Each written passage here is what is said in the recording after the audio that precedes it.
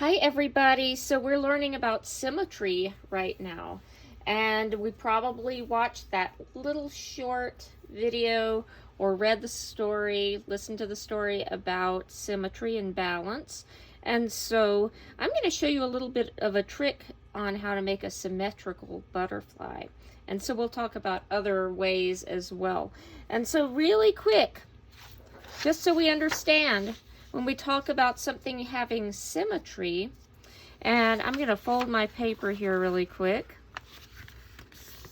and show you something that is not symmetrical, but it's the same on both sides. So if I had, let's see, if I had a shape kind of like this, sort of a half of a circle, and then if I had the same type of a shape over here, is that symmetrical? We have our line of symmetry, and we have the same shape on both sides.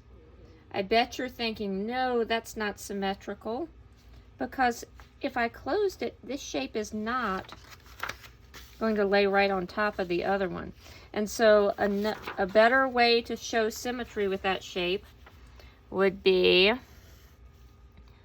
I had it, it's kind of a letter D actually, isn't it? And so this is not perfect, but it's close enough for you to kind of see what I'm talking about. So that would have symmetry because it's a mirror image. And so if I closed this paper, that shape should kind of match up with that one. So this one, no symmetry. This one, yes, symmetry. Okay, so let's talk about our butterflies. So what we're going to do, and this is a little trick that might work for you, and it might be a little tricky, and we'll talk about another option if this is a little bit frustrating. So I'm going to take my paper and I'm going to fold it in half. And then I'm going to draw half of my butterfly over here. And so I'm going to draw half of a head and half of a body. And let's say I do this, and I want it to be a bit bigger. I don't even have to erase. I'll just make that a little bit longer. And that can become part of my sections on my body right here. Same thing with our wing. If I do a wing and I decide I want it a little bit bigger, I could let that be part of the design on the wing and just do a bigger wing around it. And so let's put our lower wing here. And a lot of our artwork really is imaginary, so yours does not have to look like a real butterfly. If we listen to the story about the flowers turning into butterflies, we may have listened to that. So you can think about, what do you think you would like to look like if you magically turned into a butterfly? So I love when we just use our imaginations for our artwork. And I think I'll add some other designs. I'm not going to make this too tricky right now. I'm just going to do this.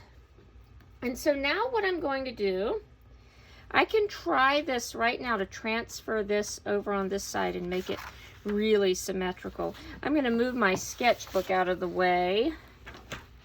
And so we're going to try. We're going to fold this, and the pencil might not be dark enough, so we're going to have to see. So I have a marker here, and I'm going to leave the top on.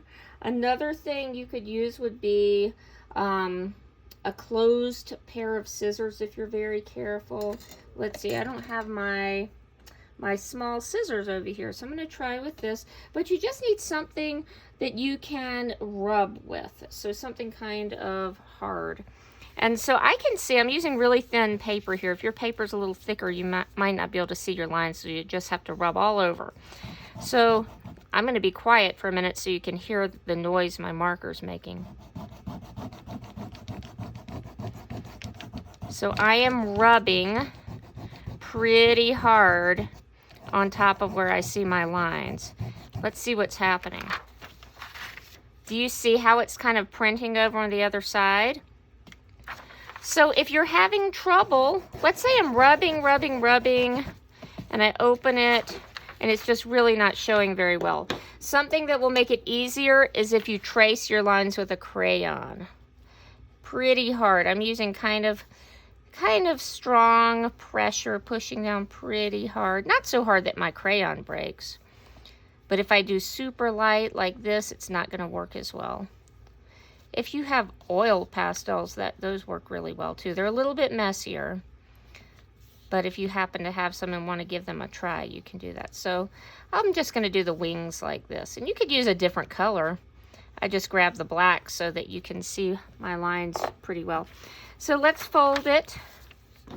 And I'm going to rub again.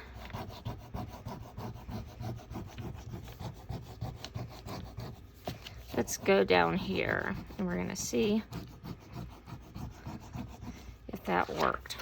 Oh, that's pretty good. I can see that pretty well. This side is darker, my first side. So what I'm going to do now is I would take my crayon, or if I just used a pencil, I could take the pencil. Or you could take colors if you want.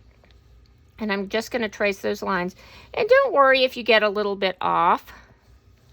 It does not have to be perfect. So I would trace all of my lines, and then I can color and decorate my symmetrical butterfly. Let's look at my finished butterfly really quick.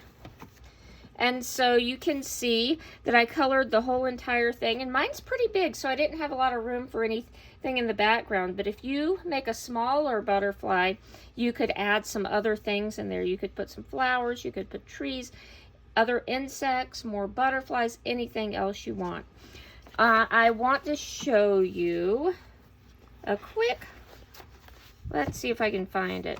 One more option, and I even put a bookmark, but, oh, here we go. So this is a dragonfly. If you'd rather do a dragonfly, you can do that. And this one I did not use that transfer technique. And so I'm just going to show you, I'll just flip the page in my sketchbook, and then I'm going to show you some fun coloring options too. So if the transfer technique is too tricky and not working, and you could do this with a butterfly or a dragonfly if you want, I'm just going to draw my body. So it's kind of a circle and a long body. And then a dragonfly has longer, more thin wings. So let's say I go like this, and then I want to try to make the other side the same. But if I get a little off, that's okay. Remember, we're just trying our best to make it the same. But let's say I do this, and I realize, oh dear, that one is a lot longer.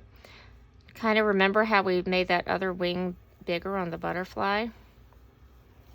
We could do that, and then that can be part of the fancy design. And then we can put a little wing under. And then I can decorate my dragonfly however I want. All right, I know I'm kind of speeding along here. Remember, you can always go back to the Google Classroom if you want and re-watch any videos. So I'm going to come back here and show you something kind of fun. So what I've done here with my color, and this is just another option, is I have used markers and water. So this is not paint, that's markers with water. So you can see I've just traced some outlines, and I have some water here, and I'm just going to dip my brush in the plain water. And if you're using really thin paper, sometimes this doesn't work as well. But if you're using a little bit heavier paper, this might be fun to try. And you can try it on thin paper, but sometimes it is just a little bit, the colors don't spread quite as much. And I'm trying very carefully to stay in my lines if I don't want all of my colors blending together. And you can see my little dots still kind of show. And if they go away, if I blend them all out, after it's dry, I could go back in and add some other designs. That's what I did over here with a black marker after this red part was dry. I just went in and did that. So it's a fun way to blend, to mix colors too. So I have orange and yellow right here. So we can see how that mixes together to create kind of a golden color. So that's just pretty fun. It's kind of like painting, just with plain water and with markers. And so I'm not going to finish this guy right now. One other quick thing I want to point out, when I drew him, I didn't trace the eyes with marker because I knew that if I painted around with water, they would get all messy and blurry. So now this face is dry. So if I want the eyes to show up a little bit more, I could go in and I could add those in afterwards. And that way the eyes are not going to get all blurred together. If they do, then just swirl it around and let it dry, and then you can paint over top of it again. So easy, easy fix. But this is a pretty fun way to experiment with some markers and water. Even if you draw something completely different, that's kind of a fun technique to try out. All right, thanks for listening, guys.